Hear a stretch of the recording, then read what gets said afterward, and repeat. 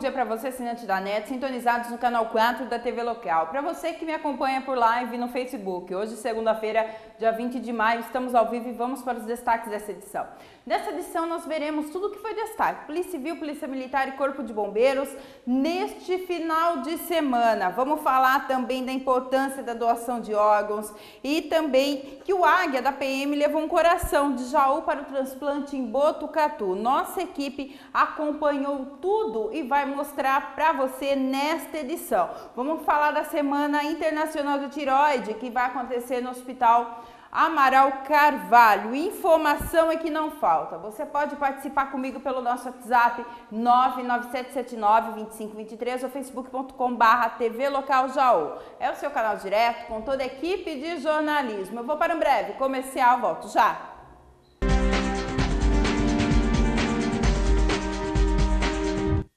Sabor inagualável do churrasco você encontra na Grill Sul Churrascaria. Estrutura fantástica e atendimento profissional e personalizado.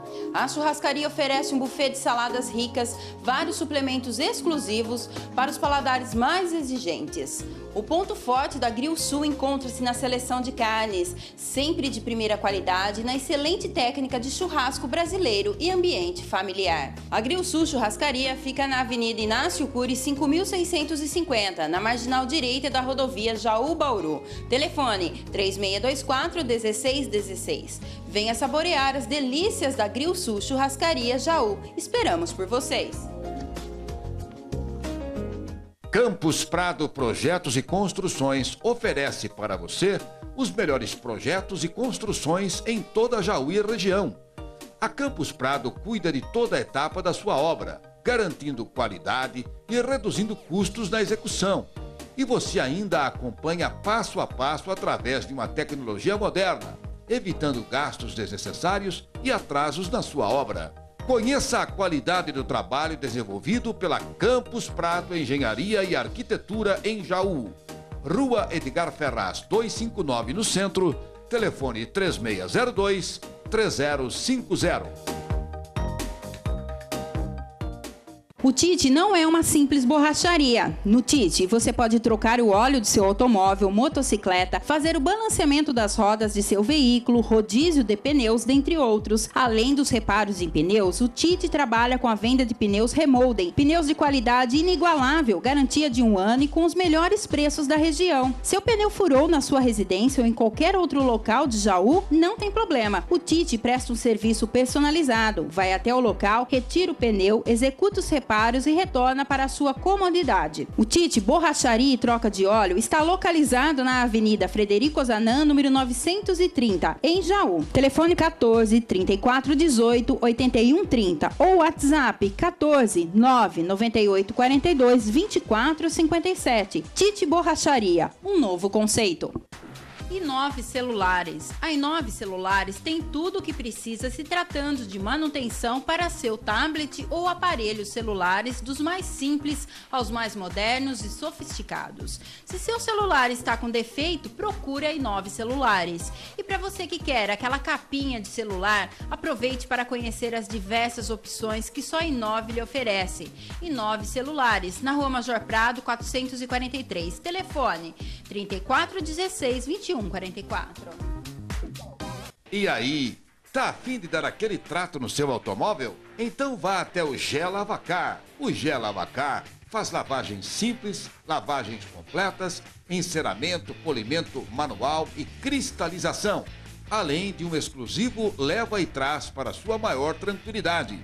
Rua Quintino Bocaiúva 35 no centro. Ligue 99661-1883 ou 99732-3956 e fale com Jefferson ou Noel e deixe o seu carro com quem vai cuidar dele com carinho, como ele merece.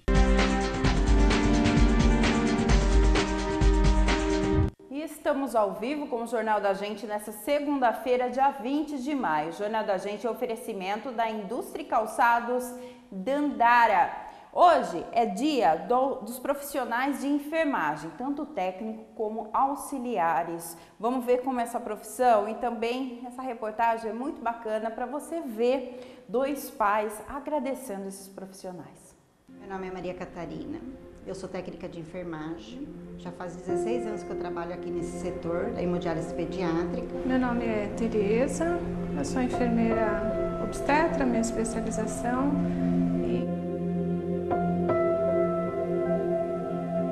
Eu chego aqui por volta das 6 da manhã, monto as máquinas das crianças que vão fazer hemodiálise. Nós temos as crianças que fazem um turno de 3 vezes por semana, 4 horas ligadas na máquina. Todo dia é uma surpresa, né? Porque a gente chega e não tem um roteiro determinado. As pacientes vão chegar em situações diversas. E nós temos crianças que resistem muito ao tratamento, né? Eles chegam, principalmente os pequenos, às vezes eles chegam bem irritados, nervosos, não querem ser ligados na máquina. Existem N situações, né? Várias situações. Então algumas chegam tranquilas, outras chegam extremamente agitadas, nervosas, chorando. O Pedro, ele teve um câncer, graças a Deus venceu, está vencido. E hoje ele se encontra fazendo hemodiálise. O Pedro foi uma criança, ou um adolescente já, que ele chegou aqui muito debilitado, com uma história bem triste, né? Ela veio, ela chegou e disse, isso aqui é paciente novo com o Pedro? Aí a colega dela de trabalho falou, é. A gente foi conversando, foi indo, e a gente tem uma relação muito boa mesmo. Eu considero ela como da família. E a gente acaba se afeiçoando muito com ele, eu converso bastante com ele. Ela não faz diferença de criança de uma para outra. Para todas ela trabalha com amor. Todas. Todas mesmo. A Catarina é especial demais. Demais mesmo. Se criou já uma amizade, né? A gente conversa bastante sobre várias coisas, né? E até de futebol. A gente conversa, eu brinco bastante com ele a respeito disso. Eu dei entrada na emergência, né? Uma enfermeira veio me examinar e eu vi que ela ficou meio assustada. Sabe quando a pessoa olha com aquele jeito? E aí ela chamou a Tereza.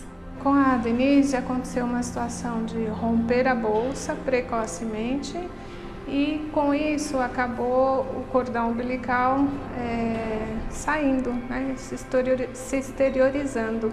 Isso é uma situação terrível, né? Onde o bebê pode vir a óbito por conta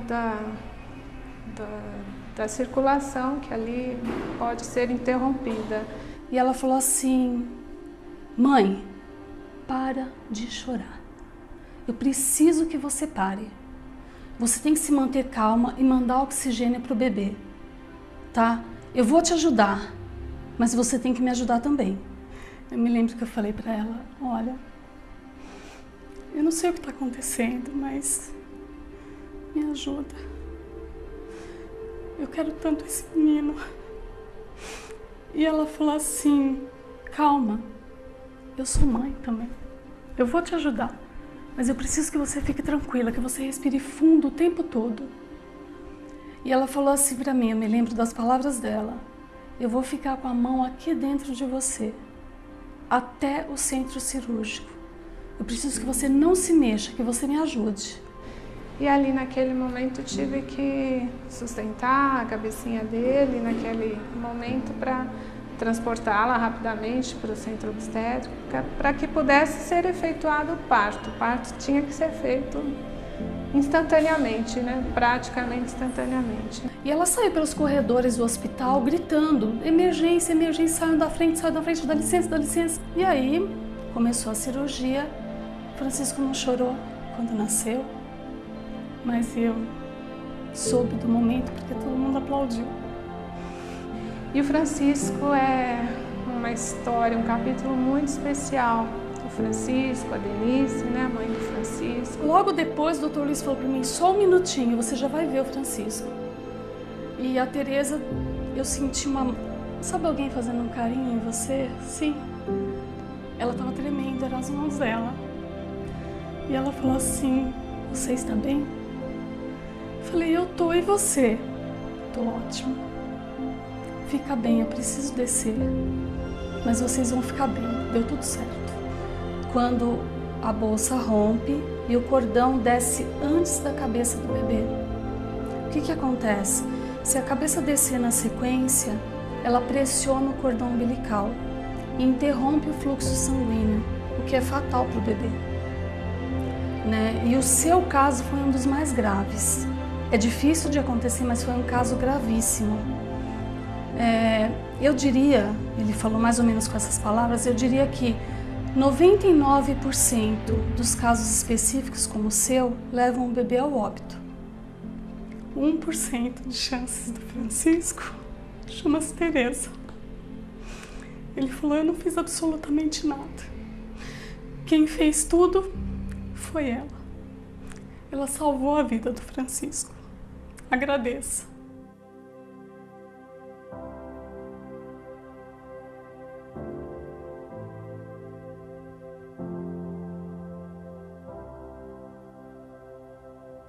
Eu me lembro perfeitamente das palavras do Dr. Luiz quando ele foi me ver depois do parto no quarto. Ele disse para mim que o caso do Francisco tinha sido muito grave e que ele tinha 99%, ele tinha 1% só de chance de sobreviver e que 1% que ele teve se chamava Tereza. Me contou como aconteceu, me contou como foi o seu trabalho. Naquele dia 11 de junho, há 5 anos atrás, Tereza, não era só a Tereza enfermeira, com, sei lá, quase 20 anos de experiência, dedicada, paciente. Estava lá também uma Tereza mãe. Você sabia o que eu estava sentindo. Você compartilhou comigo, você sabia exatamente o medo que eu estava sentindo de perder o bebê. Você fez muito mais do que o seu trabalho. Se importou comigo com o que estava acontecendo com a gente. Eu agradeço muito a Deus por ter encontrado uma pessoa que nem você na nossa vida. Principalmente na do meu filho, do Pedro. Você cuida muito bem, não só dele, como de todas as crianças. Todos amam você, porque você é uma pessoa muito especial. Você já faz parte da nossa família. Você é uma mãe que a gente ganhou. Naquele dia eu recebi um milagre. Acredito nisso. E ganhei uma amiga pro resto da vida. Que Deus dê a você toda a alegria que você me deu. Todos os dias que eu olho pro Chico, eu me lembro de você. E agradeço quietinha. Muito obrigada. Obrigada de coração. Parabéns a todos os profissionais de saúde, são essenciais em nossas vidas. Vamos ver agora uma matéria pela liberdade de atuação da Receita Federal. Retirar o poder da Receita Federal, investigar crimes de corrupção e retirar o COAF do Ministério da Justiça enfraqueceu o combate à corrupção. A capacidade de investigação da Receita Federal me parece que é um instrumento já antigo. Mudar isso para quê? Não sei, estranho. Qualquer restrição à investigação eu não vejo com bons olhos. Quem quer restringir, por quê? Quer proteger alguém? A Receita, assim como outros órgãos da administração, deve realizar o seu trabalho dentro do seu âmbito de atribuição para detectar eventuais vícios de desvio de conduta, apurar essas detecções e fazer os encaminhamentos devidos. A questão dos auditores fiscais da Receita Federal, todo mundo tem o dever de reportar ilícitos quando se depara com eles. Eu acho que é um dever, antes de tudo, moral, ético, de qualquer cidadão. O COAF é um órgão muito importante para a finalidade de segurança pública e de justiça. Lógico que ele também tem uma interface, uma ligação com a área econômica, mas me parece que ele é muito mais relevante dentro do Ministério da Justiça do que no Ministério da Economia. Com relação ao posicionamento do COAF, da mesma forma, por que a alteração? A questão do COAF é uma questão óbvia, que os dois ministros envolvidos concordam com o posicionamento, todos os técnicos que estão dentro do COAF concordam que ele deva continuar no Ministério da Justiça. A quem interessa retirar da estrutura do Ministério da Justiça, o COAF, onde ele tem todos os incentivos, a estrutura, e o apoio necessário para fazer um bom trabalho, e a quem interessa tirar o poder de avançar e investigar a corrupção de auditores fiscais. É o mínimo, né, gente? Precisa sim trabalhar contra toda essa corrupção. Vamos conferir previsão do tempo agora, o que será para essa segunda-feira, dia 20 de maio. Máxima 28 graus, mínima 15 graus. Uma variação pode ter aí, sol com algumas nuvens, não chove nesta segunda-feira. Essa é a previsão do tempo. Hoje também nós teremos a 16ª sessão da Câmara, nós não recebemos quais serão os assuntos, mas nós teremos, vamos acompanhar, e amanhã Edson Roberto estará comigo aqui no Jornal da Gente ao vivo para a gente comentar quais foram os assuntos abordados. Vamos falar de uma matéria que emocionou a todos. O Águia da Polícia Militar foi acionado na última sexta-feira para levar um órgão para transplante. Saiu daqui da Santa Casa de Jaú Coração para ir para a cidade de Botucatu. Foi o primeiro coração retirado aqui em Jaú e o primeiro transplante feito lá em Botucatu. Nós conversamos com o capitão do Águia e ele vai falar como foi programado esta operação. O pessoal solicitou nosso apoio para o transporte dos órgãos, então a equipe médica está nesse momento, né, fazendo a retirada do órgão, e a aeronave é um instrumento bom porque ele agiliza bastante o resgate, né? A gente sabe que o tempo de isquemia do coração é pequeno, então a gente auxilia nessa brevidade, né, na diminuição do tempo de transporte. Qual o tempo de voo de Jaú a Botucatu? Em torno de 25 minutos nós já estaremos em Botucatu. O médico acompanha também, né? Ele vai junto no Águia. Isso. Vai um médico, vai a nossa equipe e vai o médico junto com que vai acompanhando o órgão. Capitão, todo mundo ansioso aqui esperando para registrar esse momento. Eu gostaria que o senhor falasse, como capitão, como que é para o senhor também viver essa experiência, se já viveu outras, né, outros órgãos que foram transportados, mas como é estar aqui hoje responsável por uma operação tão especial? Não, para a gente é muito gratificante, né? A gente que entra para a polícia querendo ajudar pessoas, né? Então, em São Paulo a gente tem um resgate, a gente acostuma com esse serviço, né?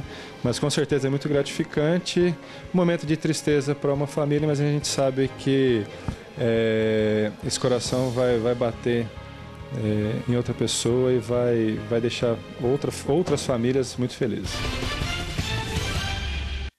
Deu tudo certo, apesar da chuvinha que estava caindo, subiu sim o helicóptero, começou em torno de umas 5 horas da tarde a cirurgia lá de transplante, demorou 6 horas. O que nós sabemos é que é um homem de 50 anos que teve esse coração e correu tudo bem, graças a Deus. Temos também que falar da serenidade da família, parabenizar a família doadora também neste momento aí de dor, de perda, que doou os órgãos para salvar outras vidas. E agora, só complementando essa matéria, um dos médicos da equipe médica, você viu ali que estavam em 3, um dos médicos foi com o Águia, o outro, a polícia rodoviária, fez a escolta até a cidade de Botucatu para acompanhar esse transplante. Parabéns, a Polícia Militar sempre aí salvando vidas, né? E agora nós vamos ver uma matéria especial da importância do transplante de órgãos. Falando de doação, o que é importante da gente saber? Saber que existem várias pessoas doentes em relação a diversas enfermidades. Seja enfermidade dos olhos, seja enfermidades cardíacas, com insuficiência cardíaca.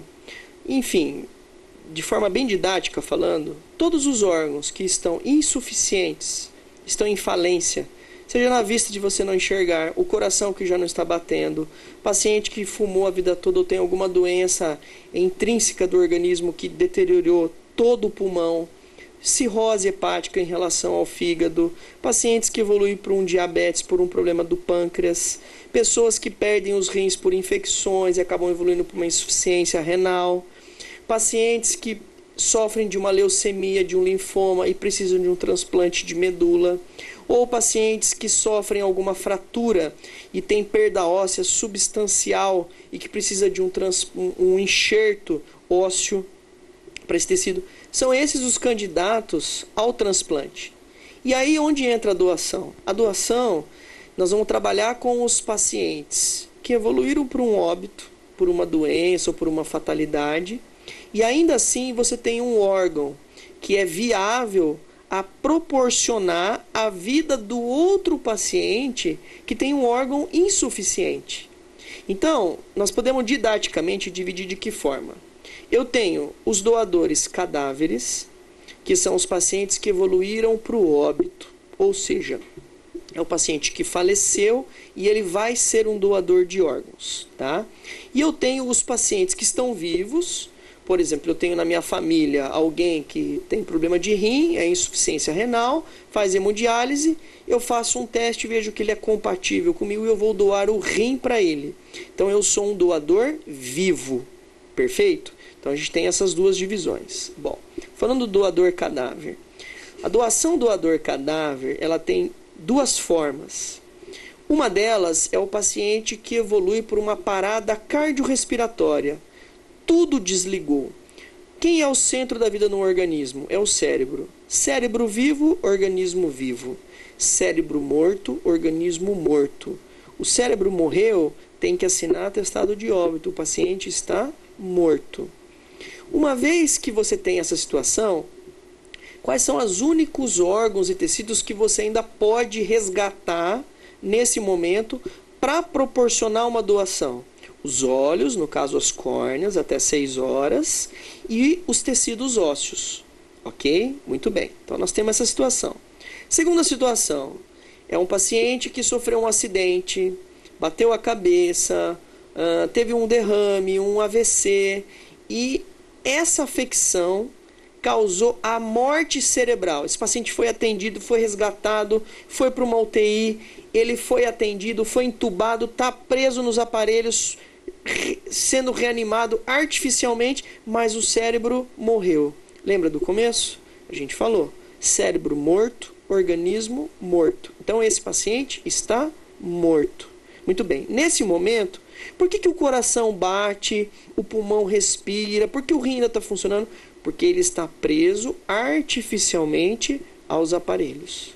Se eu não tiver aparelhos, ele não tem capacidade de se manter, porque o cérebro está morto.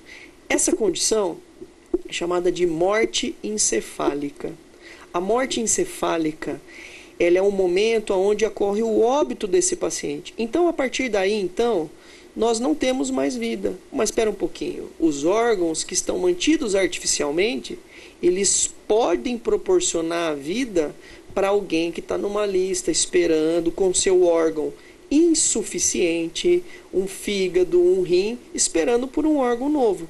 Esse é o potencial doador cadáver por uma morte encefálica. Então esse paciente, ele tem a condição de doar um coração, o pulmão, os rins, o pâncreas, o fígado. Então são órgãos vitais que proporcionam a vida para esse paciente que está numa lista. Perfeito? Existem algumas diferenças de tempo de conservação dos órgãos. Então, de 4 a 6 horas o coração e o pulmão, o rim pode durar até 48 horas, né? O fígado de 12 a 24 horas, né? E as córneas e o tecido ósseo até 6 horas, mesmo após o óbito. Então, são essas circunstâncias que vão proporcionar a doação.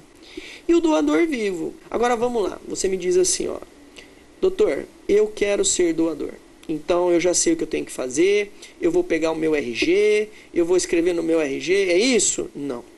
Hoje no Brasil não é assim que funciona. Já foi assim um dia, hoje não mais. Então, você quer ser doador? Você tem que deixar claro para a sua família e para o seu cônjuge. Família que a gente diz é família de primeiro grau, né? Pai, mãe, filho, né? Se não tem o primeiro grau, segundo grau, terceiro grau, até o 4º grau. Ou o cônjuge, marido ou mulher. Você tem que deixar essas pessoas cientes que você tinha o desejo da doação. Mas, vamos supor que você foi a óbito e você queria ser doador. Se a sua família falar não, não vai doar. Então veja a responsabilidade que a família tem na doação. A família é fundamental no momento da doação.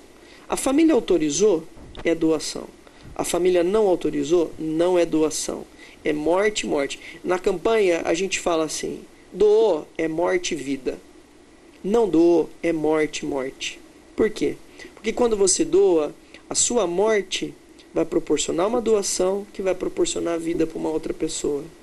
Se você não doou, é morte que vai proporcionar morte para outra pessoa que não recebeu o seu órgão. Em relação a, por exemplo, doutor, você é doador, e daí no momento da minha morte minha família fica preocupada, porque se eu for doar os olhos, na hora de for velar o corpo, não vai ter o olho, e aí vai vir aquela pessoa, vai querer ter aquele momento do velório, existe todo esse momento sensível da despedida de algumas famílias naquele momento do velório, do óbito, tudo.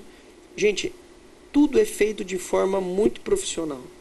Na doação dos olhos, você faz a retirada dos olhos, existe uma prótese que você coloca por baixo da pálpebra, os olhos ficam fechados, imperceptível que foi retirado os olhos.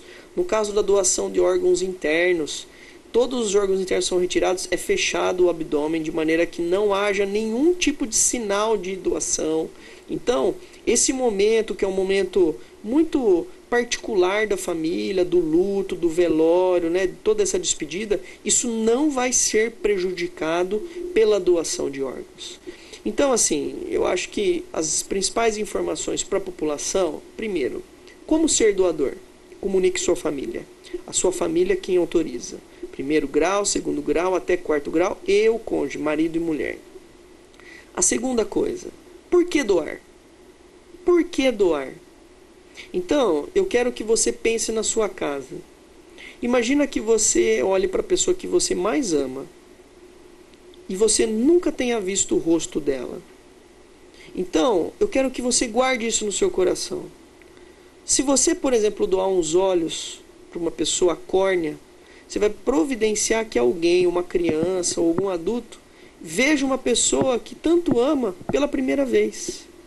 Você que vê a sua esposa ou alguém que se ama tanto numa cama preso, sem poder ver a natureza, o sol, essa pessoa recebendo um órgão, ela vai poder voltar a viver. Então é por isso que, volto a falar, morte sem doação é morte, morte. Morte com doação é morte, vida. Então, vamos falar um pouquinho sobre a logística, como isso funciona, né? Então, eu tive um óbito no meu hospital, tá? Meu hospital, ele tem uma comissão que cuida de toda a logística do transplante e da captação, tá? Essa comissão do meu hospital, ela se chama CIDOT, Comissão Intra-Hospitalar de Doação de Órgãos e Tecidos para Transplante. Muito bem. Essa comissão, então vamos lá, tem uma na Santa Casa e uma aqui no Amaral Carvalho. Teve um óbito, a família autorizou a doação, essa equipe fez a captação, por exemplo, da córnea, e a nossa equipe, ela é supervisionada por Botucatu, que é a nossa regional, ok? Então, essa regional, ela vai receber o órgão, devidamente conservado, tudo. É feita uma análise sobre esse órgão, para ver se ele realmente vai ser um órgão saudável para um transplante. E a partir disso, esse órgão é cadastrado num sistema nacional de doação de órgãos. Nesse sistema, existe uma fila única para doação de córneas e receptores de córneas. E o sistema, com os profissionais adequados da estadual, que é no caso São Paulo, vai regular. Olha, eu tenho um receptor em Sorocaba, e Sorocaba é o local mais próximo para você não perder essa córnea. Perfeito. Então, esse local, o órgão, ele é direcionado até Sorocaba, a equipe de lá vai ter contato com o órgão e vai fazer o transplante. Vamos supor que eu tenho uma morte encefálica aqui no meu hospital. A gente aciona a regional de Botucatu, Botucatu aciona a estadual, que é São Paulo, São Paulo aciona as equipes que captam os diversos órgãos. Então vem uma equipe da Beneficência de São Paulo, uma equipe da Unicamp, todas as equipes vêm até Jaú e faz a captação de múltiplos órgãos. Nesse momento eu tenho um coração que vai para alguém para São Paulo, eu tenho um fígado que vai para alguém em Campinas, eu tenho as córneas que pode ir para alguém para Sorocaba, eu tenho o rim que pode ter um receptor em Rio Preto, várias pessoas. Então veja que o ato da doação, ele é algo que abrange muitas pessoas doentes. Tá aí um pouco para esclarecer, muitas vezes tem mitos, né, sobre a doação de órgãos, e o Dr. Eduardo Pracúcio realmente fala de uma forma tão serena, tão tranquila, e assim que deve ser, né, gente? Morte, morte, morte e vida. Vamos sempre pensar assim. Vamos falar da Semana Internacional da Tireoide, que acontece no Hospital Amaral Carvalho. Essa semana, o Núcleo de Educação Continuada da instituição preparou atividades entre dias 20 e 25 de maio para profissionais e estudantes da saúde com o tema Tireoide e Gestação, proposto pela Sociedade Brasileira de Endocrinologia e Metabologia. Confira a programação. A programação está aí na tela, você pode entrar também no site do Hospital Amaral Carvalho, você saberá toda essa programação, tá? Então a semana começa hoje. Bom, agora vamos falar um pouquinho de educação. Entenda como vai funcionar o contingenciamento nas universidades. O momento é de reduzir gastos e, para assegurar o equilíbrio orçamentário, o governo federal determinou o contingenciamento de despesas em várias pastas. A educação é uma delas. As universidades e os institutos federais terão um bloqueio preventivo no valor de 3,4% do orçamento total dessas instituições. O bloqueio não atinge as despesas para pagamento de salários de professores e de outros servidores, incluindo inativos e pensionistas, e nem a assistência estudantil, como moradia, transporte, bolsas, alimentação, apoio pedagógico, além de emendas parlamentares impositivas e receitas próprias das instituições. Um exemplo hipotético. Uma universidade que tenha um orçamento de 100 milhões de reais por ano terá 3 milhões e 400 mil reais bloqueados. Mas o bloqueio terá destino certo. Será feito na verba destinada às despesas discricionárias, preservando-se o apoio aos estudantes, professores e servidores. Caso a economia melhore, os valores poderão ser desbloqueados. O momento é de reduzir gastos e, para assegurar o equilíbrio orçamentário. Bom, gente, então está aí para você saber. Eu quero mandar um forte abraço a Comentar o Potões, que nos acompanha, Odilon Alberto Junqueira de Mineiros, Noé Aparecido Silva, Cidinha Barrichelli, Álvaro Caseiro, o senhor João Pimentel ali da Vila Netinha, sua filha Valquíria, senhor Ademir do estacionamento ali do centro, Daniel Donicar, Maria Leone, participa Jaú, Cecília Capra, Nicole Fernanda, Tamiri Souza, Mário Zanon, Odails Abreu, consegue Jaú, Distrito de Potunduva, Maria Helena Tirolo, Diana e Fábio Capelosa, muito obrigada pelo carinho da audiência de todos. Vamos falar agora da nossa cidade aqui vizinha, Bocaina. Mulher é baleada por ex-companheiro e está na UTI da Santa Casa. Uma mulher de 30 anos de idade, moradora de Bocaina, foi baleada por seu ex-companheiro na noite de ontem, no Jardim Nova Bocaina. A polícia militar foi acionada após receber informações que ela havia sido socorrida à Santa Casa de Bocaina. Ainda naquela correria, os policiais conseguiram o relato da vítima. Ela informou que o autor dos disparos é seu ex-companheiro de 33 anos de idade. Ainda segundo a vítima, ele estava com uma motocicleta, passou por ela atirando, vindo a atingi-la. A vítima foi transferida para Jaú, passou por cirurgia e está na UTI. A polícia foi até a casa do autor dos disparos e não encontrou. Sua atual companheira informou onde estava escondido. Ele foi preso, encaminhado à Central de Polícia Judiciária de Jaú. Essas informações que nós temos aí, tomara que ela consiga, né, muita saúde, consiga sair dessa rápido. Realmente foi baleada ontem à noite na cidade de Bocaina. Eu tenho um vídeo aqui do motorista que nega gratuidade e agride idoso.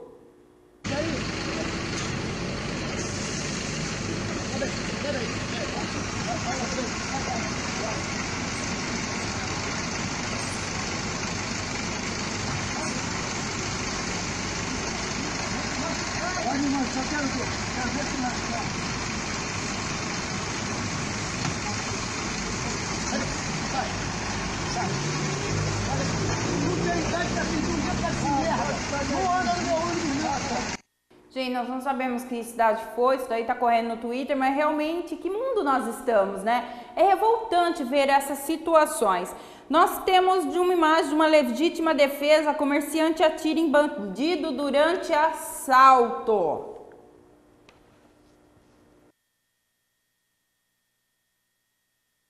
Gente, legítima defesa, boletim policial, né? Isso tá correndo no Twitter, é o legítima comerciante atira em bandido em assalto. Preste atenção nas imagens, olha lá. Nós não temos também mais informações sobre isso.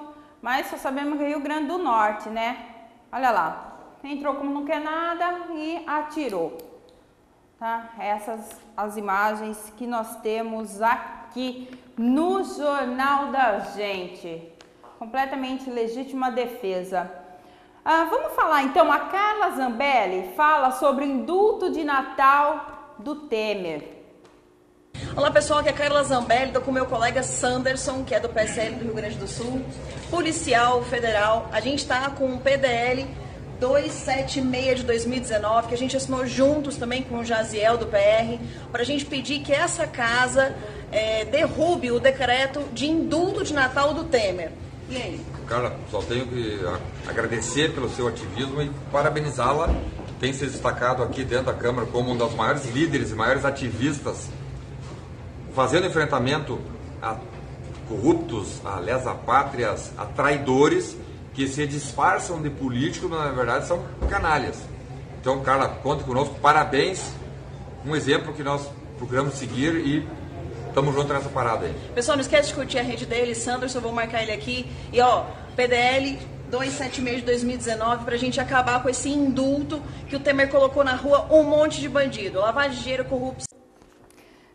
Gente, vamos para um vídeo que também está correndo no Twitter do Bolsonaro, que deixou uma mensagem sobre a política no Brasil. Eu peço a Deus que me dê força, tá? Para ajudar, como você que está aí, tá? A endireitar esse Brasil aqui. Chega de esquerda, chega de socialismo, Folha de São Paulo, chega de mentira, chega de roubalheira, corrupção, chega de desgaste para com os valores familiares, né? Bem, tem muita coisa para ser visto. Repetindo aqui, né, não vai ser uma pessoa que vai salvar esse Brasil. Esse é o somatório todo nosso. Afinal de contas, né, se tiver um presidente decente, fica complicada a vida dos corruptos em Brasília. Pessoal, muito obrigado. Gente, então essa é a mensagem aí do nosso presidente. Vamos falar agora de uma campanha para o canil municipal. O inverno está chegando e o canil está aceitando cobertores. O ponto de apoio onde você poderá levar sua doação é na Secretaria de Proteção e Direito dos Animais, lá na Rua Paissandu, né, na Prefeitura Municipal. O telefone é 3602-1717, 3602-1717, ou no canil municipal de Jaú, na Avenida Comandante João Ribeiro de Barros, dentro do CEPROM, tá? Você pode levar a sua doação. Agora começa o inverno, eles precisam de cobertores. Sinto frio, me aqueça. Essa é a campanha.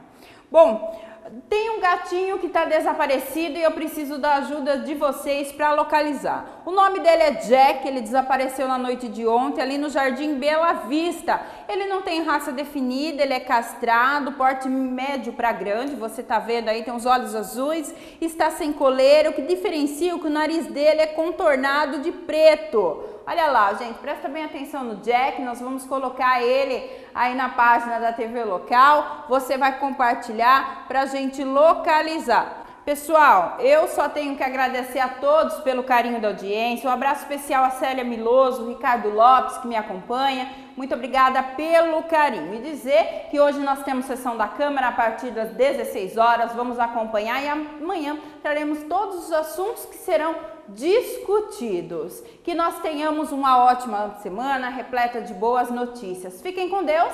Tchau, tchau.